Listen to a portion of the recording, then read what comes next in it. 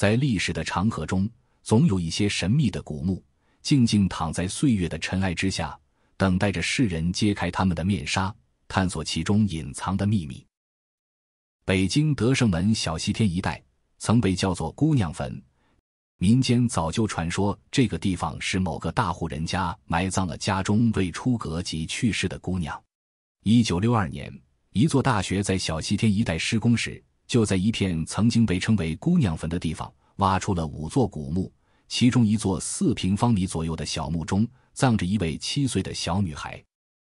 墓中有一个巨大的隐秘壁龛，里面摆放着大量精美绝伦的陪葬品，每一件都价值连城。其中一件珍宝更是引起了全中国收藏家的极大关注，估价竟高达3亿人民币。这些珍贵的陪葬品不禁让人好奇，墓主究竟是何方神圣？如此小规模的墓葬，怎会有这么多高等级、高价值的陪葬品呢？带着这些疑问，本期视频跟着眼见古今，走进这座神秘的古墓，开启今天的探秘之旅。1962年，在北京德胜门小西天一带，北京师范大学正在进行扩建工程，机器的轰鸣与工人的吆喝交织成一片。自从校舍工地动土后，挖地基的工人就屡屡从地下翻出碎裂的砖瓦，砖面纹路独特，有的还雕刻着花纹图案，颇为精美。领队见状立即警觉起来，提醒众人谨慎行事，以防地下有什么未知建筑。不出所料，随着土层的深入，地基开始频频塌陷，一个拱形墓穴顶部显露了出来，看起来是一段坚实的幕墙。这可不得了，施工现场居然挖出了古墓。工程负责人不敢有丝毫耽搁，为了防止古代遗址遭到进一步破坏，工程负责人迅速命令现场工人停止施工，同时将这一情况紧急上报给了北京市文物管理部门。不久，考古队火速抵达现场，通过探测和勘察，确定下方的确藏有古墓。这次一共发现了5座墓，除去其中1座已被破坏，其余4座都保存尚好。获得批准后，众人满怀期待地投入到了紧张的发掘工作中。几个小时后，一扇由石头雕刻的木门终于重见天日。尽管此墓规模不算宏大，但其建造之精细着实令人赞叹。墓室的墙壁由砖块与大理石精心砌成，表面光滑如镜，砖缝间以石灰填充的严丝合缝，透着一股神秘劲儿，仿佛在静静诉说着往昔的故事，也勾起了众人对墓主人身份的无限遐想。当考古人员缓缓推开墓门，一股陈旧却又神秘的气息扑面而来。墓室离地面约有4米，建筑材料主要为砖，少部分使用了大理石。墓室平面呈正方形，顶部为3层拱券，设计精巧稳固而不失典雅。墓室内精致的磨砖对缝工艺更是令人赞叹，砖间用石灰勾缝，缝隙极小，几乎看不出石灰的痕迹，平整光滑，仿佛在诉说着当年建造者的高超技艺与用心。墓中央是棺床，墓的东、西、北分别设有壁龛，壁龛为砖雕仿木建筑样式，上面还雕刻着花鸟图案。然而初入墓室时，考古人员的心情却如坠冰窖，室内空空如也，仅有一个长宽都是44厘米、高45厘米的盒子，里面存放着墓主人的骨灰。墓室顶上那几个醒目的盗洞，仿佛在嘲笑着他们的失落。从痕迹判断，显然早已有盗墓贼捷足先登，将墓室内的珍宝洗劫一空。正当大家垂头丧气，准备放弃去开挖其他古墓时，一位经验丰富的考古专家不死心，抬手轻轻敲了敲墓壁。咚咚咚，这声音在寂静的墓室里显得格外清脆，专家耳朵一动，眼神瞬间锐利如鹰。这墙壁的声音不对劲，有回音，莫非后面藏着什么玄机？这一发现瞬间点燃了大家的希望之火。于是考古队迅速组织人手，小心翼翼地拆除墓壁。随着砖石一层层地被卸下，黑暗中一排排壁龛逐渐显露真容。手电筒的光芒扫过，金光、银光、蓝光交织在一起，五彩斑斓，令人目不暇接。原来墓壁背后竟隐藏着一个装饰考究的密室，里面布满了小小的壁龛，每个壁龛都堆满了珍贵的随葬品。这个精心设计的壁龛使得整个墓室的墙壁成为一个巨大的储藏室，陪葬品就保存在了这个小空间里。正是这个隐蔽的储藏室骗过了盗墓贼，让墓中所有的陪葬品都完好的保存了下来。这下子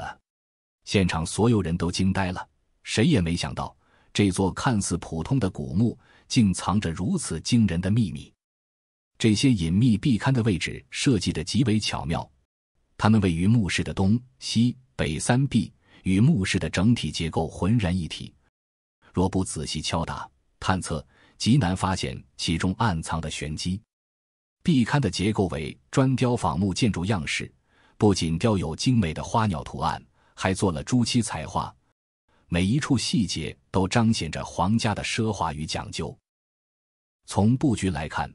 它们环绕着墓室中央的棺床，仿佛在默默守护着墓主人的安息之所。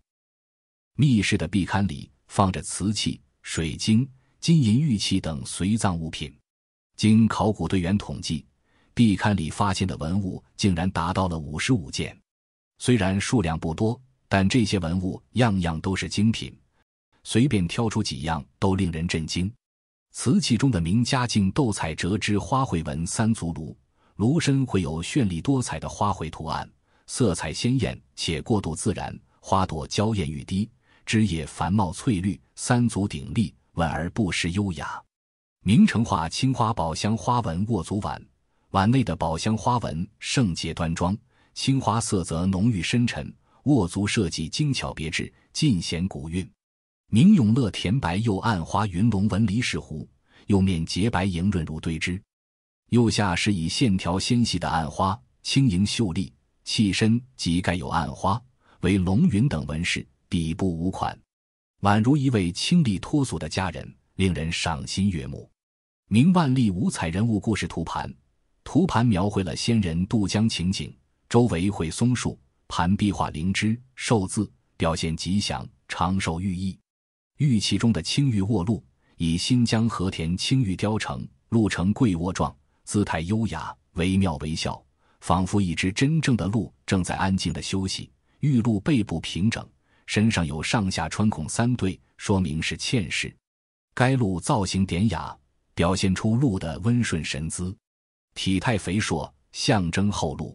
青白玉魁凤纹子钢款尊，以青白玉为材，雕刻精细，纹饰华丽。尊盖上雕有虎、狮子和辟邪等动物，尊底有3只兽面足，尊斑下刻有子刚2字。据专家们考证，此尊为明代玉雕大师陆子刚所制，其价值同样不可估量。还有羊脂玉凌霄花嵌饰，玉嵌饰正面透雕凌霄花，上下各有相互穿通的小孔，可嵌香。质地温润如羊脂，雕刻成凌霄花状，花枝缠绕，花叶舒展，栩栩如生，令人赞叹不已。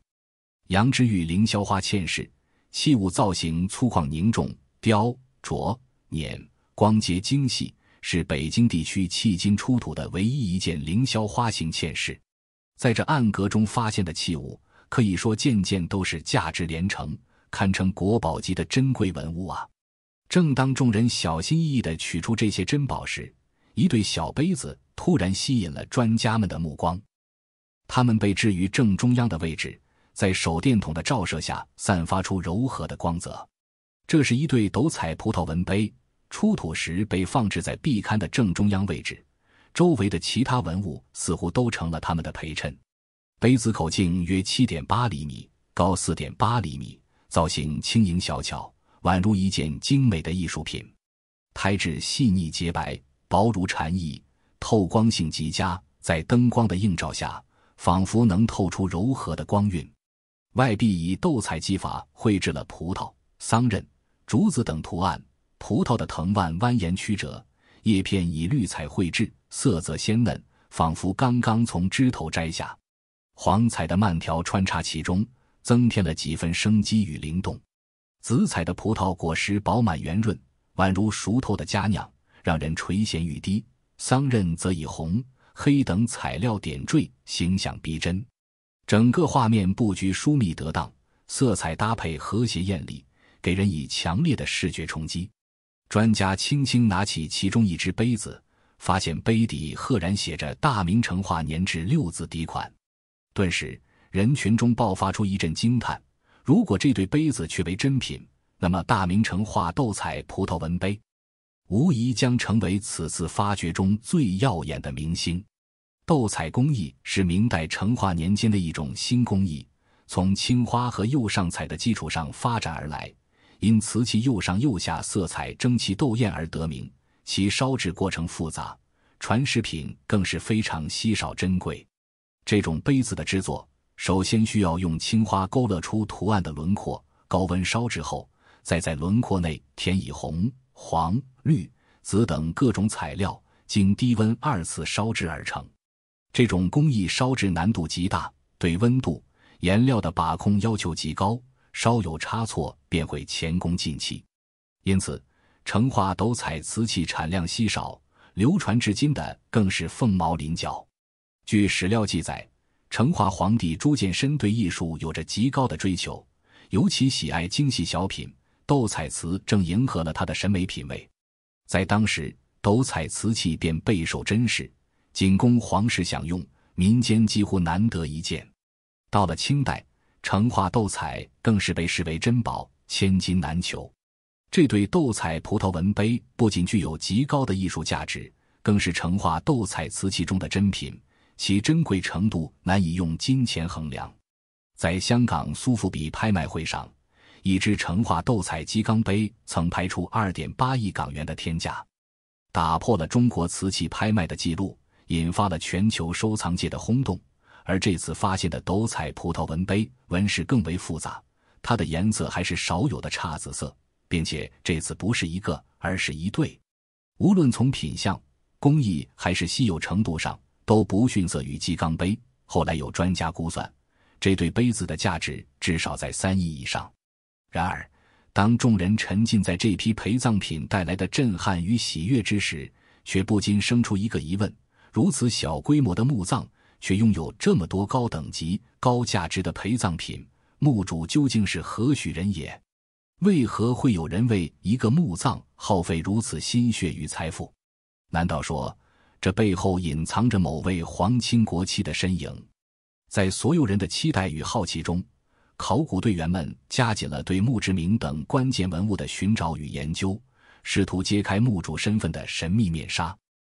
随着发掘工作逐渐接近尾声，墓志铭的出土终于为这场探秘之旅画上了句号，也揭开了墓主人的神秘面纱。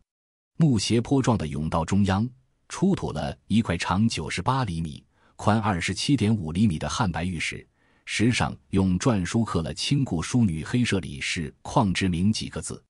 石碑正面刻满文，背文是汉文。铭文告诉我们，这个墓的主人是清代黑舍里氏，一个法名仲圣宝的女孩，生于康熙戊申年7月13日，卒于甲寅年12月27日，在这个世界上只活了6、7年，便因枕疾而死。贺舍里氏大家都熟悉，那么黑舍里氏又是怎么回事呢？原来在清兵入关后，满族人对汉族文化并不熟悉，贺舍里氏经常被书写为黑舍利、黑独鹤、贺舍里等，久而久之就出现了黑舍里氏，所以墓志铭上的黑舍里氏和贺舍里氏是一回事。那么小黑舍里氏究竟是什么样的身份呢？铭文中写道，小姑娘是皇清光禄大夫辅政大臣一等公文中所供，一品夫人同家世孙女，也是光禄大夫太子太副户部尚书保和殿大学士于安所供，一品夫人同是长女也。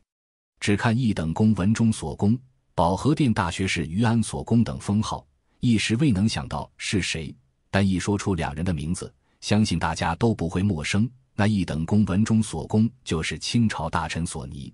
而保和殿大学士于安所公就是他的儿子索额图。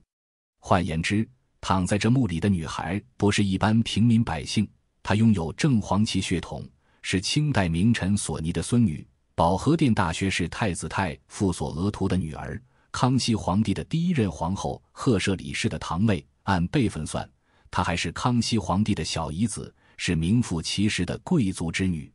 这位陪葬奇珍异宝的墓主人，原来竟是康熙年间权倾一时的权臣索尼的孙女，索额图的女儿黑舍里氏。人们不禁好奇，她是怎样的一个小女孩，7岁就早夭，在她转瞬即逝的人生里，又有着怎样的传奇故事呢？别看墓主小黑舍里氏只活了7年，但这短短的7年却比得上普通人的一辈子。他的家族在清朝政坛上拥有举足轻重的地位。黑舍里氏家族在清朝可谓声名显赫，其家族成员多为朝廷栋梁，为清朝的开疆拓土、政权稳固立下了赫赫战功。这个家族在努尔哈赤时代就已崭露头角，凭借着骁勇善战与足智多谋，成为满洲贵族中的佼佼者。他的祖父索尼是满族正黄旗人，清朝开国重臣之一，历经皇太极、顺治、康熙3朝，是顺治帝指定的4位辅政大臣之首，为清朝的稳定与发展立下赫赫战功，在朝廷中威望极高，深受皇室敬重，被封为一等公、辅政大臣。他的父亲索额图同样是康熙朝的风云人物，身为索尼第3子，他年少时便担任康熙帝的贴身侍卫，与康熙建立了深厚的君臣信任关系。在康熙铲除鳌拜的关键时刻，索额图曾挺身而出，协助康熙精心策划，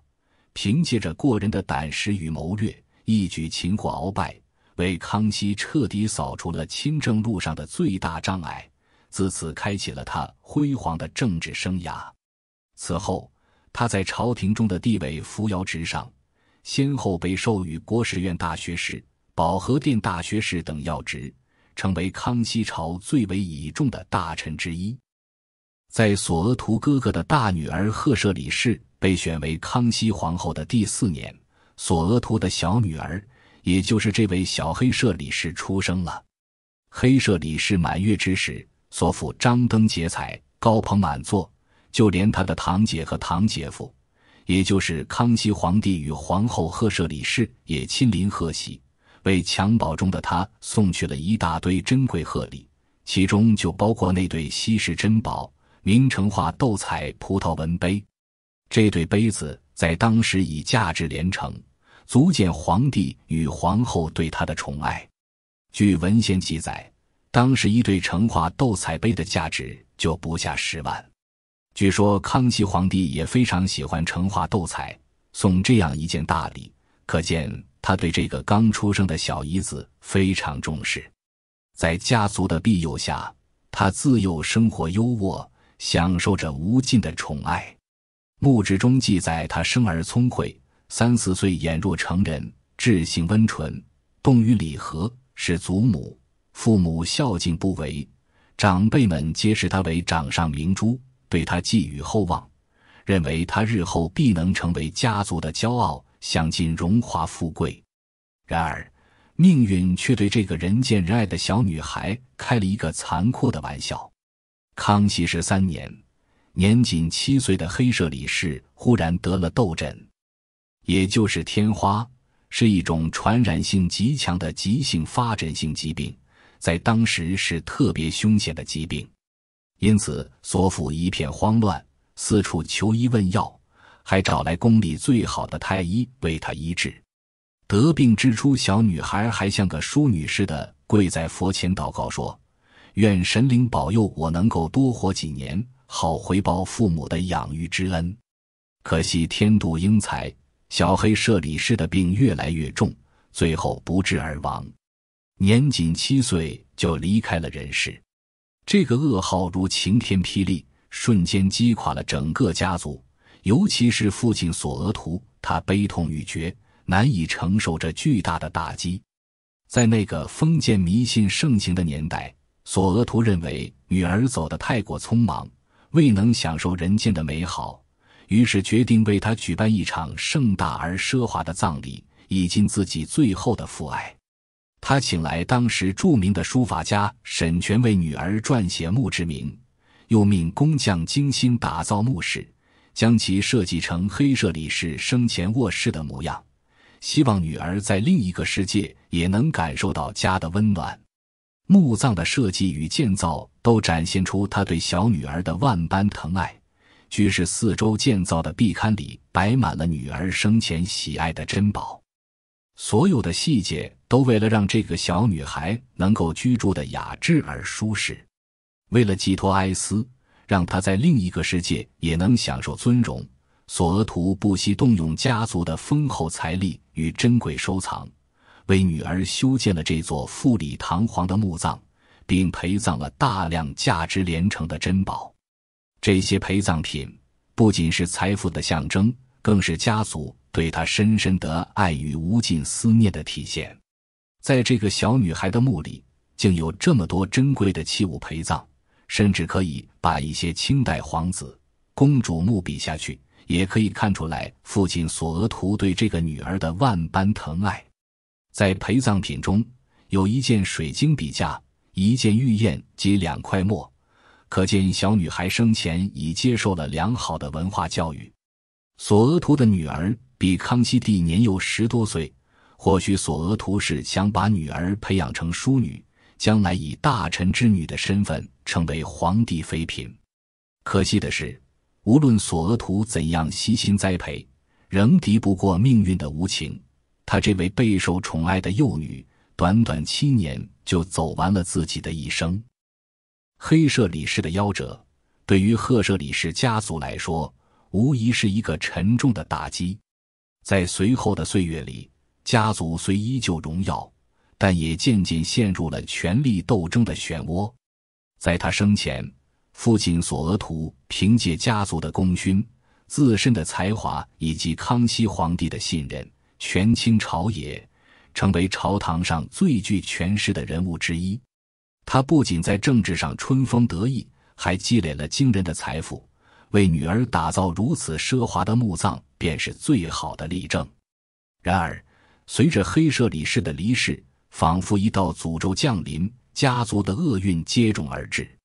康熙后期，皇子们对太子之位的争夺日益激烈，索额图作为太子胤禛的外叔公，深陷其中，不可自拔。他极力维护太子的地位，与其他皇子势力明争暗斗，甚至不惜触犯康熙皇帝的底线。康熙42年1703年，他的父亲索额图因参与太子之争，被康熙皇帝怒斥为举国巨细受朕深恩之人，